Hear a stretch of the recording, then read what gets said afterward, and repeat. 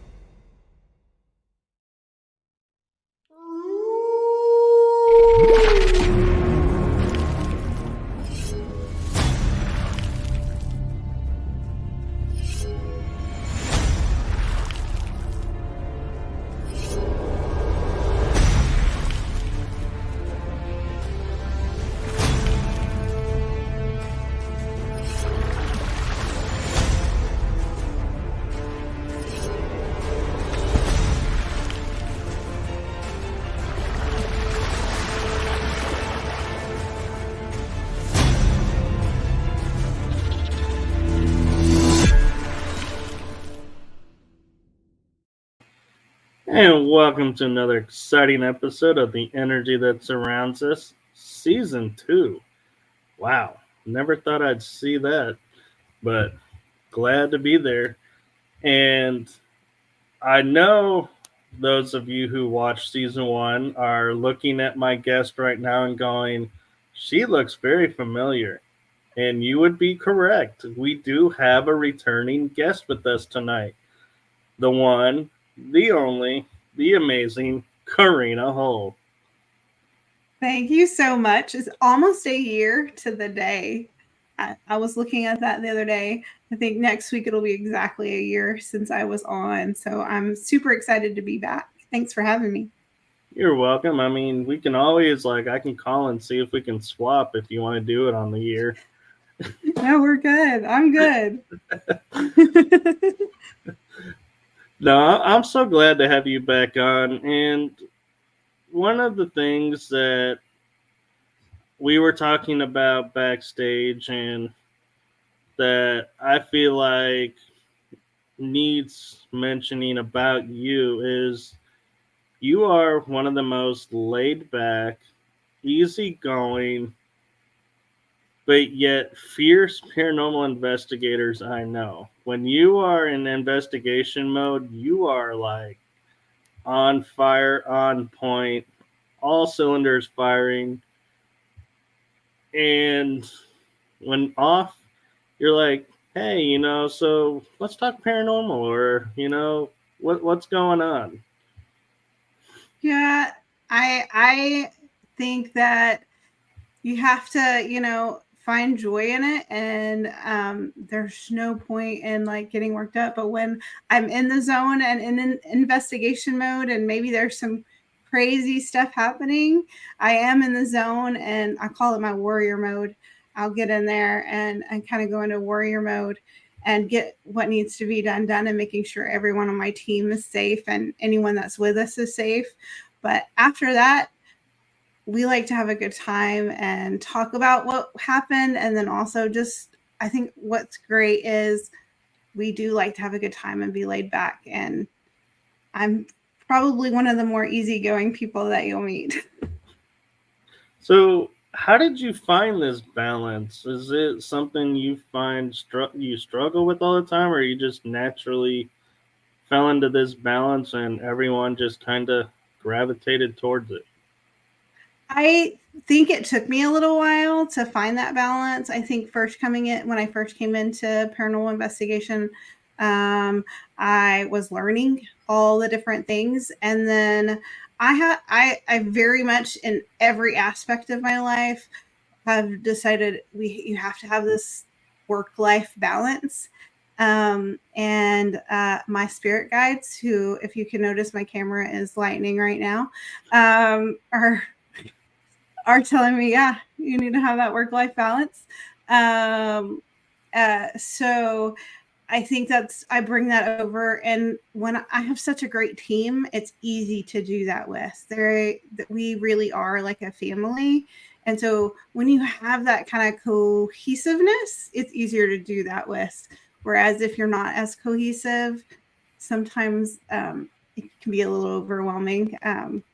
I feel like I've mellowed over the years. Wow. If what I'm seeing is the mellow you, I'm really curious to be like, what was pre-mellow Carina? You Because I'm like, know, wow. sometimes I can be a little type A, and I like structure in certain things. My guides are agreeing with me. And so if things don't go a certain way, sometimes you can see me a little anxious. My kids would definitely tell you that I can get a little anxious with some things, but I like to have a good time too. Well, that's good. And as we talked about when you were last on the show, with you being a registered nurse, and you'll have to forgive me, I still don't remember what BSN stands for. So I have my bachelor's in nursing, and I'm working on my master's in nursing right now. Oh, well, congratulations on working Thank towards you. that. Yes. So, one Uh, thing I wanted to touch on, because I think we just kind of breezed over when you were last on, is being a nurse. You work in clinics, hospitals, and we all know there's paranormal activity there. There couldn't not be. What do you do to allow yourself to nurse and do your job while all of these spirits are sitting there saying, "You're a medium. You can see us. You can hear us. Tell us or tell our story. Help us." so I have learned how to block things out when I'm at work. And so not only do my background's not only my background's the emergency department. So currently I am one of our educators, but I learned I had to focus, and my guides definitely helped me to um, block things out so that didn't ever become a issue. There have been times in the past where things happen and you're like, okay, I am acknowledging you, but I'm at work and I really need to focus, unless it's something that you're here to help me with this patient. um, I'm acknowledging you, but I can't talk to you right now because people would think I'm pretty crazy. So, with that being said, is there like a technique or something that you could recommend to people who may not be in nursing or in the emergency field, but are mediums and are struggling to turn it off at the workplace? I absolutely. I will say that I struggled. This isn't a gift that I had from a young age. I didn't get this gift until I was in my 20s when my dad passed away. And once that started, it was like a floodgate opened. And so I really had to learn to focus on my guides to help me. Um, and when I say guides, my spirit guides, and I just visualize kind of a closed door, a kind of a closed sign, and I'm not open for business right now. And I just visualize that in my mind, and I also ask my guides to help keep people from just coming in, because especially if you're new to your gift, it can be overwhelming. I will say I thought I was crazy for a little while. Now, I'm sure you've had this question asked numerous times, but I feel like people who are just tuning in for the first time may be thinking this, and that is, you say you have a closed door, and the signs that says closed, but we've all have encountered spirits that are like, no, you really got to take my call now. How do you Mhm. handle those and keep those from getting through? I have pretty strong guides that help me with that. If it was something that was very important that they thought they needed to come through, then they would have to speak to my guides, and then they could relay it to me if they felt it was necessary. Just like I'm closed at my house for the most part. I have my Zen den and I will do things here, but things are not allowed in my home. And there will be times, especially right before a crazy investigation, that we're kind of thinking things might get a little crazy or things like that, that things will happen. I've had things like a glass fall out of the cabinet or things fall off, and I'm like, one, why are you here? And two, what do you need to tell me? And then it's here's the door. You've got to go because this is my sanctuary. You're not allowed here. So, That's good that you had those boundaries and that you mm-hmm. have found the way to where your guides respect it and the spirits and beings respect them. Now, I've kind of got a question for you that I've been sitting on for, like you said, almost a year to the day. Okay. And I don't know if you've ever been asked this, but have you ever, in your mediumship, had not a spirit of a person, but say an alien race come through to you, or a being from the stars come to say, hey, we want to talk to you? I have not had that. I think I've talked with angels and I've had conversations with demons, but currently no alien beings. But my dad and I had, when he was alive, actually had conversations about that. He always would say, who are we to think we're the only people? It's one of the craziest conversations that I remember when my dad was alive, and it was about aliens. And he's like, we can't be crazy enough to just think God made us. So, Right. And talking about movies, it's like, I don't know if you remember that movie Contact. mm-hmm. When the only line that really stuck with me through that entire movie was the line when he says, you know, this is a vast universe and it'd be an awful lot of wasted space if it was just us. And it's like, Absolutely. I when I heard that, I was like, yeah, pretty much can't argue that. It's like, why do we have Yeah, all these other planets, all these other galaxies, if we're all that's here? Because that I agree. is a lot of wasted energy. It would be. I mean, it would be very single-minded to think that we're the only race out there. I think because how many galaxies are out there? I mean, numberless, endless. So I think, yeah, Yeah. I think they're out there. I just have not communicated with them. So I'm curious too, because you just said that you've talked with angels and demons. Mm-hmm.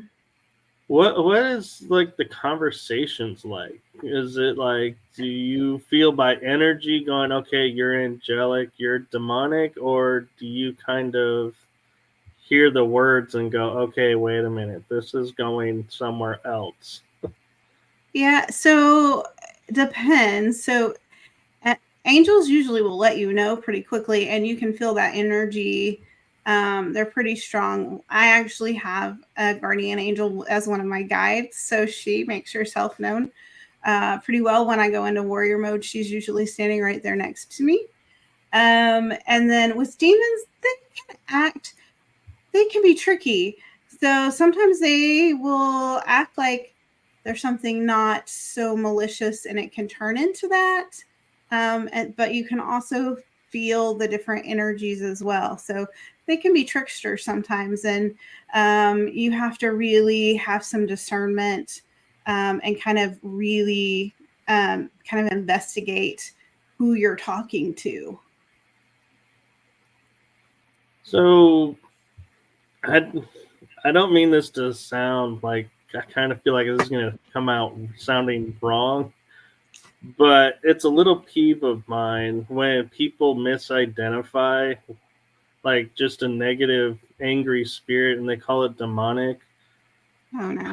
How do you determine what's your criteria before you will say yes? I'm talking with the demonic spirit. So when they're trying to cause physical or bodily harm to someone, I will say that is usually typically demonic. Usually if you start getting a sulfur smell, things like that. I don't automatically go to that because I think that spirits are as in death as they were in life. So if they weren't very nice in life, they're probably not very nice in death. So I don't automatically. I'm one of those that will not say everything's a demon. So it takes a lot for me to get to there, but I definitely have encountered them. I've probably been scratched, poked, punched by a lot of things and smelled quite a bit of sulfur. They don't tend to like me very much. Can't imagine why. So, with saints and sinners, when you're on an investigation and let's say something demonic, really dark, does come in to the area that you're at, what's your like? Do you have a protocol or like something that you can do to alert everyone that hey, this presence is here and these are the We measures we need to take? So if we start having those type of things, we'll have a quick team meeting, and we have radios. So if we have different team members in another area, we will call everybody to what we call our grand central. It's usually where our cameras and stuff are set up, and we'll have a conversation. Hey, what's going on with you? We're kind of smelling these things. And it really depends on the location. If the location is a location of a private home, then we are probably going to um, have a discussion, get out our Bibles and pray and our sage and things like that. If it is a location that people want this there, we may leave because we have had team members attacked and nearly oppressed at one location that we went to. But that location in particular had like some Nordic pagan paintings on the floor. So the owners of that location wanted it there. And we decided for the safety of our team members that we decided to leave. You know, I gotta say that's really cool that you do that because I know there are so many like teams like trying to make it big on YouTube that they would do the exact opposite. They would try and take it on and Mm-hmm. be like, "Yeah, let's get the footage." And no offense to them if that's what you want to do, great. But I personally, in my opinion, am like you and saying the real paranormal investigators are the ones that'll walk away and say, Mm-hmm. "Nope, I'm not taking you on. You are not worth Yeah, it to it's me. I'm not risking the team." absolutely not. No, one of our team members literally was, she doesn't even remember the time that it in the midst of it. And I felt immediately when it happened and turned around and we prayed and literally I started praying in tongues, which is just crazy. Or if some of you don't know what that is, it's kind of a prayer language or whatever. And so I was praying over her, but we do a debrief after. And so in the debrief, one of my other team members goes, "What was that language you were speaking?" And so I kind of explained the prayer language and things like that. And then one of my other team members said she was talking in English the whole time. So she was the interpreter, which was crazy. And then had we not done the debrief, we would not have known that at all, which was really cool. That is cool. And so I'm kind of curious because being a medium, everybody assumes mediums are people who talk to past loved ones who have moved on or spirits. And I'm wondering, have you ever gone on location and talked to the spirit and been like, hey, we have just solved the mystery of this murder? I had just been given the answer. Here it is. That is like my dream to do that, but I have not done it yet. But I have gone to locations because most of the locations that I go to, I don't know anything. So we have two historians that do all of our research. James and David do a great job, and they will keep it hidden from those of us that have a gift because that's how we know we're not crazy. And so they will, after our investigation, we'll talk about it. But that is my dream, to be able to help solve unsolved mysteries. I haven't had anything come to me, but someday maybe I would love to help somebody on something like that, just to point them in the right direction. Yeah, and if you were to say yes, I think you know what my next question would have been with where you're famously investigating at, and it'd be like, so who really did kill Diamond Bessie? Oh, I know. Yeah, that really has not, that person has never presented themselves to me in Jefferson. I've had several um, entities present themselves to me in Jefferson, but that one has not. I will tell you, my team went to Jefferson in June, and I will tell you, we had said we were going to go on a weekend, nobody's going to be there, and we want to be able to walk the streets ourselves. Well, we manifested that because there was a storm and all the power was out that weekend. And we were the only ones in town, and our bed and breakfast was the only one with electricity. And so we were like, we're just going to go around Jefferson. There was no one there. There were no lights, but we went kind of in the back part. And I will tell you, it was a little creepy. We felt like a couple of things were running after us, coming up that dark street off of Austin Street. We were coming up past the Jefferson Hotel, and we were like, I'm not going back down there, because we felt something was chasing us out of that area.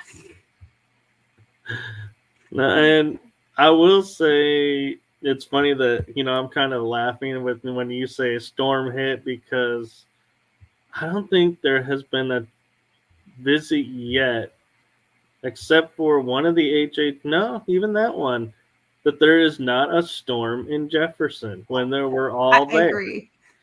Always, there's always the spring. There's gonna be a storm this year. There's always a storm. In the fall, there's usually a storm. But yeah, every HHL that I think I've been to, in fact, one where we stayed out at by the lake. We may have driven through a tornado to get back from HHL. That one, it was a little crazy. It helps the And energy, I guess. I gotta say though, Jefferson is one of those towns that I think is just brilliant because they embrace their history and they embrace the paranormal. Now, granted, not everybody, but majority of the town is pretty much. If you were to say, "Hey, where's a haunted spot?" They'll be like, "Oh, just go up the street, turn right, and you pretty much will run into so and so." Or, Yeah. yeah, this one. And I'm curious with the Oakwood Cemetery, the large one. The rumor Mhm. of the handcuffed spirits, the two gentlemen that were cuffed together because they committed the crime and were buried cuffed together. Do you think that's real, or do you think that's just urban legend?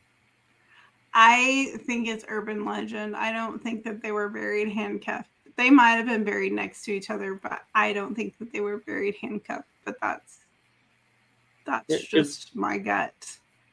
what goes along with the reason why I asked too is because yes, they're buried together, but there's a stick posted up and a chain across, and it's like, yeah, they say even in death they're still chained together, and it's like that makes for a good story, but I've never sensed anything, and so I was curious if you'd No. gone over to the grave and picked up Oh anything. yeah.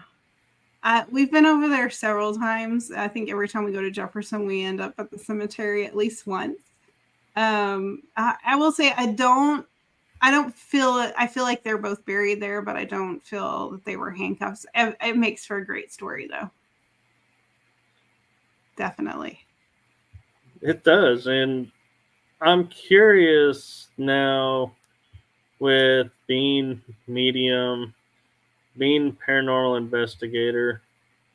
What has been your most wildest experience when you left and like you're saying in debrief going, did all of that really just happen? Oh, there's been a few. I guess that experience that I was just talking about,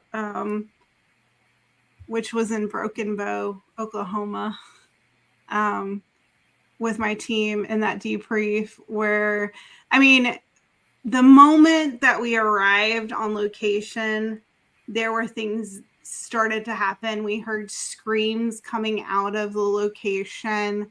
And I'm just sitting here going, this is probably one of the more active places I've ever been. And you can just feel it. And uh, just every single team member had something happen to them. Um, Still trying to go through all the footage. I'm going to be honest with you from it because there was just so much, and we left early.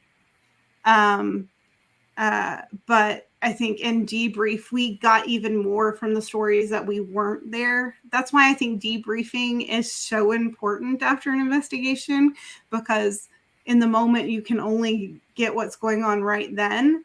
If you don't debrief with your team, you don't know the whole story of things. So I think that's probably the craziest one. I think that I had a couple of people scratched there and screams. And as soon as we left, there were screams coming out of the building. And there was another team there with us that night. And they said when they left, also, they were hearing screaming and things from the building, which I just thought was insane.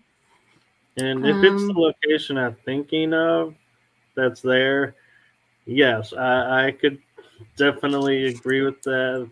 That it is mm-hmm. highly active. We've had music that everyone tried to say, "Oh, it's from across the street," and I'm like, "Man, wouldn't it be sounding No. as loud and clear, and doors opening and closing that you can Yeah. never find?" Yeah. Doors opening, closing, getting touched, getting grabbed. Um, and like you would think that the shadows were playing with your eyes, but no light was moving. So there were definitely shadow people moving around. Um, and it's such a maze in that location. So every time you would go around somewhere, there were different. And I will just tell you, that location made me physically ill. So sometimes when things are really kind of can get negative, I tend to get a little bit physically ill from things. I start feeling nauseous and things like that. So I have to step out sometimes. Did all your equipment work after you left there? It was all drained. and we were not there very long. It was all like a couple of our cameras were completely drained. Our SLS was completely drained. Um, our recorder was erased. I Wow. don't really know how that happened. Yeah, The reason I I just lost one asked of my. the reason I asked about equipment malfunctioning is when I one of my trips there, I had a body cam on, and I went into one of the rooms and was face to face with a white mass that just disappeared, and the body Mm-hmm. cam, the second I entered the room, stops recording. So it only recorded 23 seconds. And Mm-hmm. then when I leave the room, it starts up the next 5-minute clip. But Oh, that. it Uh, erased and stopped the recording. And I asked a couple of my friends that are paranormal investigators, that are police officers, and go, does a body cam ever just stop recording? And they said, no, something has to turn it off. And mm-hmm. after that night, my body cam never worked again. I would What? plug it in, and it would show charging. I'd go to turn it Yeah. on, and it'd say dead battery. Oh wow. Not now. None of our equipment has not worked since, but we did have a similar kind of experience with our cameras in the Hill House in Gainesville. One of our investigators, a group of our investigators were in the back room, and all of a sudden they see this bright light come on, like huge bright light. And I'm sitting at Grand Central watching the cameras, and that camera goes out. And I'm like, hey guys, check the camera. Did y'all step on the cord or whatever? And all I can hear is them going, oh my gosh, are you getting this? Are you getting this? And I'm sitting here going, I'm not getting anything because the camera is out.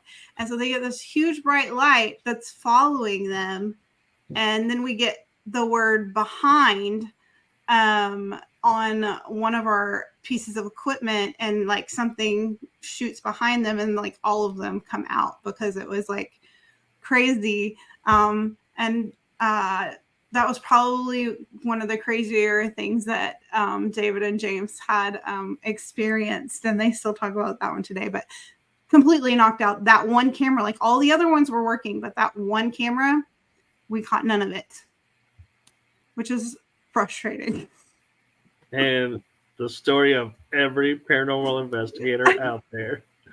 I know, it's like the fish that you caught, but it got away. I don't know. Now, I'm curious. Now, like I had an experience that I could not explain, and I was with my ex girlfriend in Galveston touring a house. We weren't even on investigation, it's daytime. Mm-hmm.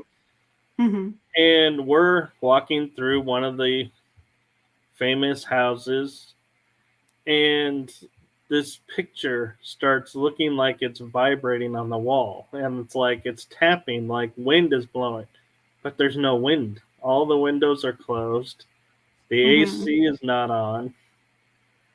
It's, February, early February. You don't put the AC on in Texas because that's our No. cool weather. And so Yeah. I'm like, I found no rhyme or reason why this picture is moving.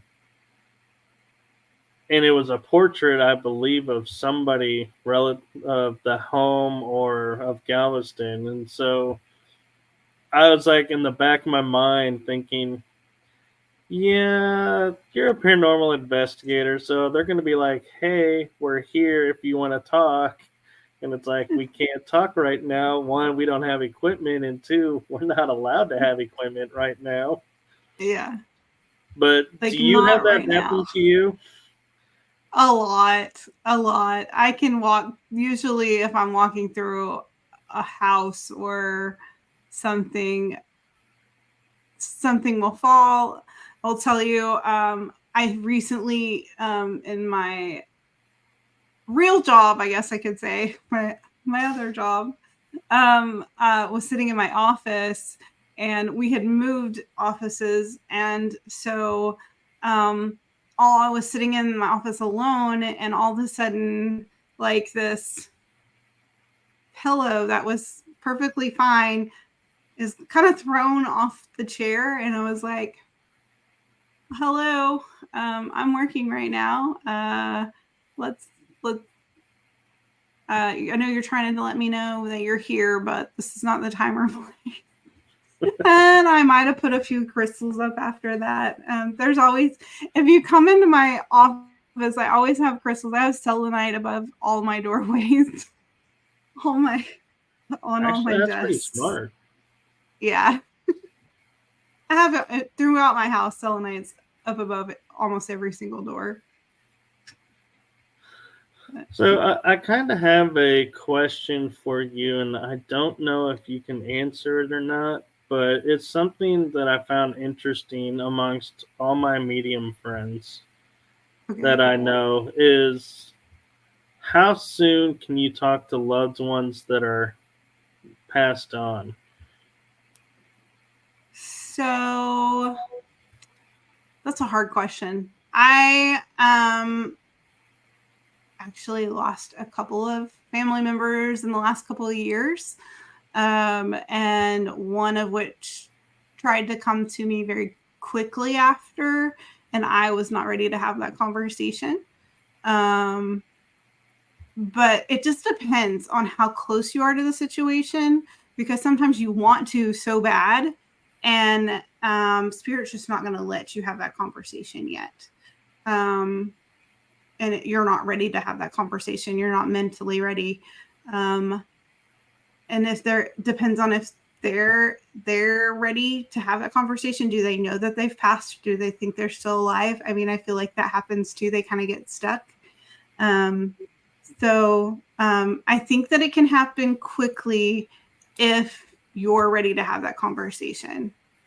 Um, and sometimes you have to say, I'm not ready to have that conversation with you yet, because I'm not mentally there yet. Right? And I appreciate that because, yeah, it's because you're hurting and you want answers, and you're like, who better to, give you the answers than the person who went through it?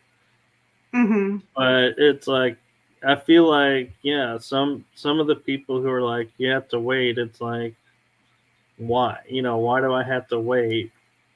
Or those that get it right away. It's like, wait, well, and I start to wonder, is the information coming right away because spirit's just trying to appease me and I'm not really getting the information that I'm really supposed to be getting? Or is it, you know, because of, like, say, having a metaphysical background, different rules apply, and yeah, you can reach out and start communicating a couple days after. Mm-hmm. I think that it really has to do with both the spirit and you. Um, am I in a mental state where I'm ready to hear what they have to say? Um, I think that you just you have to be okay with not being ready sometimes. And then there are certain spirits who may have passed, you know, my dad's one that I don't connect with very often. I only connect with him in dreams because he knows, my spirit guides know that I become very emotional because I was so close to him. And so when I do connect to him, it's usually there's some big celebration or something going on in my life. And I have a dream at night, and we're at IHOP because that's where we had our meaningful conversations. Some of the best conversations I ever remember having with my dad were at IHOP with his steak and eggs. And so we will have steak and eggs and have a conversation in my dream, but it'll be about things that are going on in my life right now.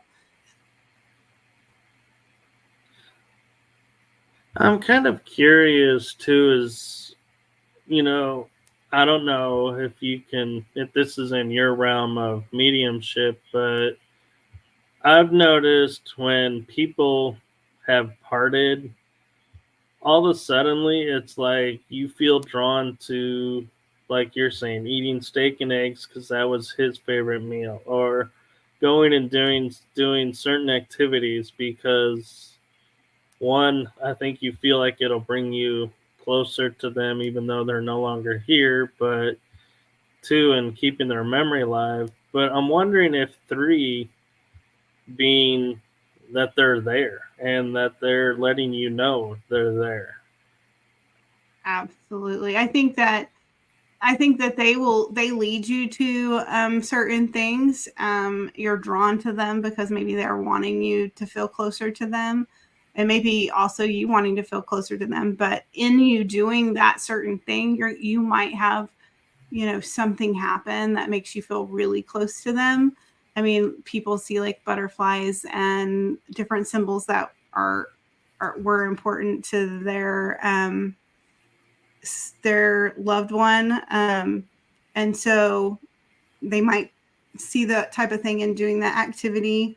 Um, it just depends. I feel like our loved ones guide us along the way throughout our life. I feel like they can come and go. God sends them to us when we need them the most. My guides are answering that one there with the lights. But they kind of can come and go as we might need them throughout our life. That's just kind of how I feel. I'm wondering, is there any way, because I know mediumship is not just one modality, that there are several different styles, different, I guess, genres of mediumship, I guess is a way to put it.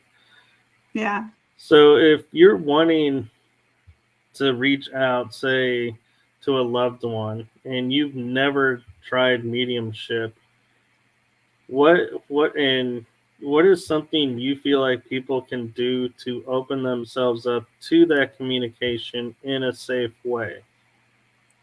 That's a good question. In a safe way, right? Right. One, I would definitely try to contact your guardian angels and ask them to come around you when you're doing this because they will protect you. I would never ever use a Ouija board because you can open yourself up to other things, and so that's just my thing. I would say concentrate on that person and think what you would like to say to them, or you can say it out loud. My mediumship happens through thoughts most of the time. I will say some things out loud, but I get the communication like a thought through my head, and so I would just ask them to give you like a vision, or let them know that if they're there. Will it work? A lot of times it will. They can give you a sign that they're there, but I would definitely pray before you start and pray when you finish, just to be safe. Because you definitely, when you're trying to open up to the spirit world, can really open up, and you can open up to both positive and negative. So you have to be careful. That's very true. And second part of that question is, and I know you've probably been asked this ad nausea, but for someone just reaching out, and let's say they saw a vision of a truck that was Mhm. red and it's grandpa's truck, and they're like, oh my gosh, I saw grandpa's truck. Mhm. How do they know they really are talking to grandpa and seeing grandpa's truck, and build that trust that yes, this is that, and not just their mind going, oh, we're thinking about grandpa, and put up an image? I think that they can ask for a definitive sign that only you might know, um, or that only the grandfather would know. Can you give me a significant sign that only he would know and I would know, to let me know that? I think that's usually what I do, is ask, can you what can you tell me something specific? Can you show me something specific? it's hard with mediumship because I will tell you I thought I was crazy for a little while, because I had never had anything like this happen to me before, and I grew up in a Southern Baptist um, background, and so you just didn't this did not happen, and so I didn't have very much to go on, and so I had to really learn to trust myself and put myself out there, so that I don't feel like I'm crazy. Right, and that's true. I mean, we haven't really talked about the influences of your environment, but I'm curious too as to I'm trying to put myself in the shoes of someone who's a beginner and what they would like to ask because, you know, it's not every day that you can sit down with a medium and be like and pick their brain and go, yeah, you know what, tell me about this or that, because one, they got to be in the zone. Two, they got to be willing to share and open to that type of conversation. And that's not always easy to find. And so I want to thank you for what you've been sharing with us. And the question that comes to mind, and I know we asked it last episode you were on, but it's such an important question. If you feel like you have the gift or you want the gift, what are or where can you go to help get support to building that ability up? um, I think that you reach out. I'm always happy to help someone. They can always reach out to me. I can talk them through it. Um, there are several great mediums out there that can help grow you. That's what I did. I went searching on the internet and was like, what's going on? Because the things I'm seeing are coming true, and I don't really understand it. And so actually sat down with a medium and they were like, because you have the gift and it's kind of going to the next level and things like that. I think finding someone you trust to talk to about it. Um, I I remember going to my sister saying, "This is happening," and she looked at me really funny when I said I talk to dead people.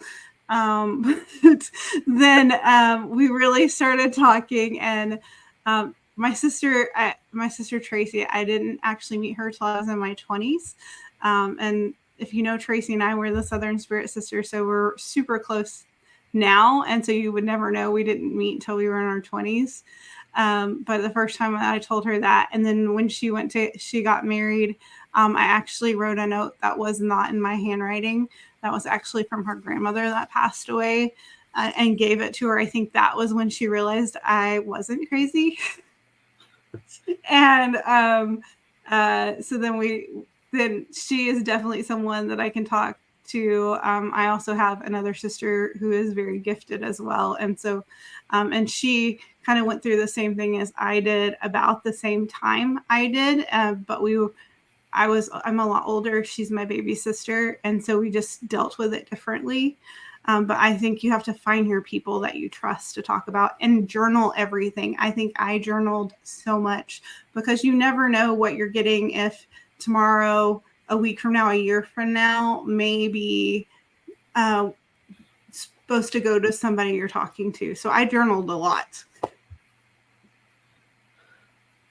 That's really cool, and yeah, that's great advice to journal and to keep everything. And I'm curious if, because a lot of mediums that I've talked with that I've really gotten to know, like you and a few others, and you know, I'm not a medium, but I have channeled, and Mhm. there are family members who have done it as well. Do you find that it kind of is like it gets passed through family lines, or do you think it's just a I fluke? I think it does get passed through family lines. Does every family member get it? I think that every single one of my sisters has it to a degree. It's just whether they accept the gift or not or block it out. Um, I will tell you, both of my children have it to a degree. My son, probably a little bit more. Um, but again, if they're open to it, if and they may or may not be open to those things. But I do think it goes through families for sure. Right. And by no means am I saying if your family has no skills in mediumship to even attempt to try it. No, I'm just Mm. wondering if it's maybe somewhat easier and more, like naturally connected because it's in the line and being passed down, or if, Potentially. because I kind of feel like everybody has it, but not everybody turns it on. I agree with that. I think everyone has a gift to a degree. It's just how you tune into that, or how, if you want to turn that on or not. I think that to a degree, everyone has a little bit. My husband would say he doesn't have any. He's our team skeptic, but um, he did. I will have to tell you the story, because we were at an investigation. He really hadn't gone with me a whole lot until I started Saints and Sinners, and he started going with me. We went to a location. I knew nothing about it, and it was the first time that really he had ever seen me read a location or do anything. And he didn't say a whole lot during the investigation, but we were driving home. It was about a 3-hour drive, and he goes, "You really didn't know anything? Like, how did that work?" Like, he was very interested and intrigued then. Like, I've talked to him about it, but he had never really seen it. And so he was very intrigued after that. And he'll be like, "I don't know how she knew that, but." No, that's cool. And I love stories like that because those are the ones that it's like, yeah, I mean, we can easily say, oh, this happened, and I saw it and I witnessed it. But when somebody who has no exposure sees it and witnesses it, and it's like awestruck, then it's like, yeah, that's a feeling. I'm like, that's like even stronger than any euphoric state I've ever seen. Yeah. He's like, he'll still tell us that everything's a raccoon under the house, but he doesn't understand how we can pick up certain things. Like, because I think it's the great thing about our team having our historians who do all the research beforehand, that have it, and they kind of share it just with the group and not with those that are trying to pick up on things. Um, for it's confirmation on both ends, like we're getting the information, but like for our skeptics, they're like, there's no way they could have known that, like we didn't even know that. Like for him, he would not have even known it till we got to the location. And so I think that's a great way to kind of build people in on your team who have gifts, is to kind of have those people that do that. We have several with gifts on our team, and we're always pushing each other out of our comfort zone. No, that's a good thing. And I'm curious, like you're saying, having the historians on the team that are able to look up information and everything. And I'm curious, have you ever gone on location, stepped foot on there, did your read, and then you go to the historians and say, okay, how accurate was that? And they go, we honestly could find zero information about this place, so we can't help Yeah. you. Yeah. Well, they usually say, hey, we don't have a whole lot of information before we even start. But once we get started and maybe we're able to pick up some names or some dates or things like that, and maybe they'll go after and they'll be able to find those things. We have had a couple of locations where they just couldn't find anything, but we were able to like pick up certain dates or things like that, and they were able to find stuff after the investigation, which was really cool. So I'm curious in those aspects when like the historians and everybody is complete blanks. Nobody has Mm-hmm. any. Do you find that the investigation has a different feel and a different like energy to it, or is it the same just like any other and I just think I think it's the same because we go into every investigation with the same mindset. Um, is do we think that every place we go is haunted? Absolutely not. We will find everything that would probably cause those things outside of paranormal things, and then kind of, even if it's the possum underneath the house. But I would say definitely we try to go into it the same mindset each time, whether we have information or not. I think our team is pretty cohesive where we kind of just talk through it. This is what I'm feeling. I'm not feeling anything. Let's move on. We do not have to go to 2 a.m.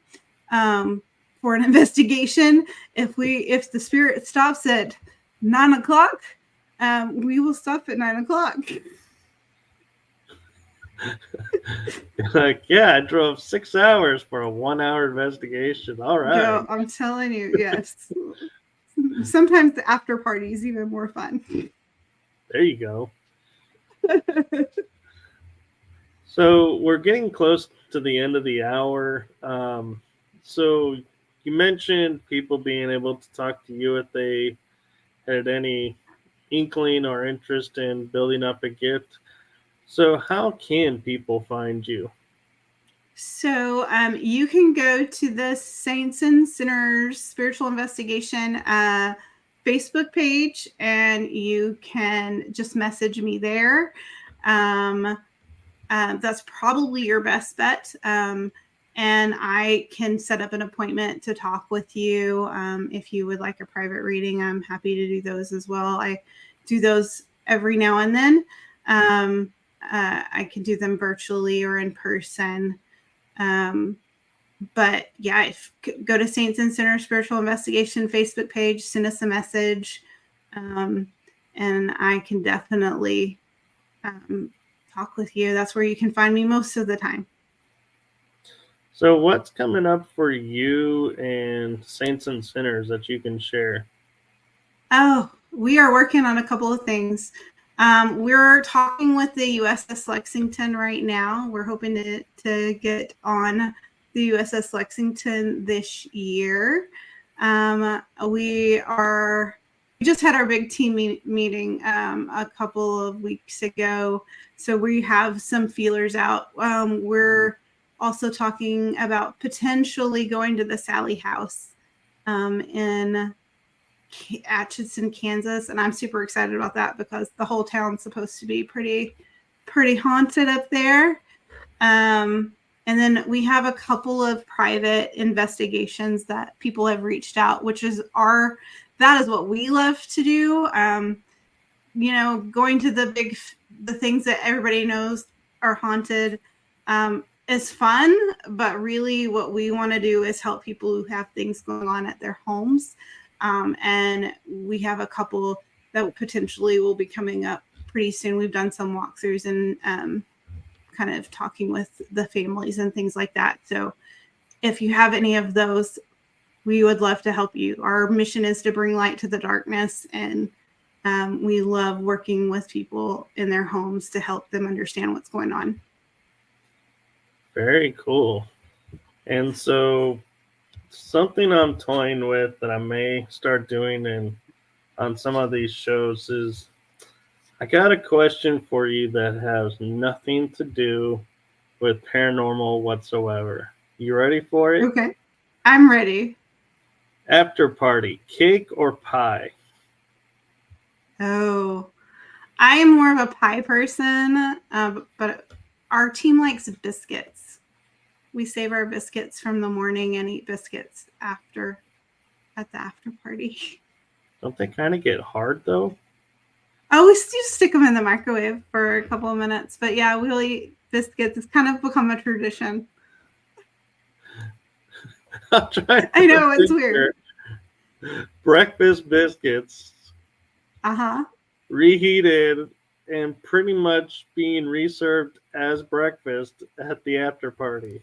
It definitely is. Our team members started it when they came to their first HHL. They saved their breakfast biscuits, and they had them after the investigation. And so when we started our team, we kind of just kept doing that. So we usually make extra biscuits in the morning when we're making our breakfast, and we'll have biscuits. So what do you like have a smorgasbord of stuff to put on the biscuits, or you just eat plain Usually biscuit? butter and jam. If there's any gravy left over, because we're from Texas, we like our biscuits and gravy. We might put a little gravy, but it's usually butter and jam that we put on it. And just that's what when our debrief happens is over some biscuits. You just opened up Pandora's box on gravy. Because are you one of those country, like the white paste gravy, or are Oh you yeah. the party that goes, gotta have the sausage in it? Oh, I prefer to have sausage in it, but I could do it either way. I mean, my dad would make SOS, and so it would just be bread and gravy that we would eat. So, I could eat it either way, but I prefer it with sausage. I do too. I'm like, when I go to places and they're like, yeah, we had biscuits and gravy, and I'm like, there's no sausage gravy. Where's the biscuit and gravy? Yeah, if there's no sausage in it, is that really biscuits and gravy? I don't know. Well, thank you, Carina, for coming on again and sharing with us your gifts, and I hope you had as much fun this time as you did the first time. I did. I appreciate it. I had a lot of fun. I always do. So, any big plans for Valentine's Day tomorrow? Oh, I'm probably gonna go shopping for my daughter's birthday because her birthday is the day after. So, me and my husband are gonna just relax, and then my daughter will be coming in because it's her 23rd birthday on the No way. 15th. So, yes. I'm a 27-year-old and a 23-year-old. So, I know I've said this before, and I know you've told me this before, but I'm still like, there's no way you have that. I started I'm not really calling you a young. liar. I did start when I was 18, but Still, you don't look it, man. I have really good genes. My mom passed out on some really good genes.